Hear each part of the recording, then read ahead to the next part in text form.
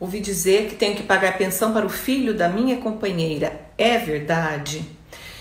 Gente, esse tipo de assunto, essas perguntas dependem muito de muitas coisas. Depende das circunstâncias, depende de como é a relação de afeto que você tem com essa criança, depende do tempo que você está nesse relacionamento.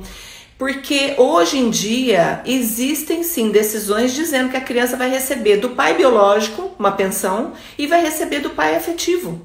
Existem decisões nesse sentido. Mas é difícil para mim como advogado falar é sim e não.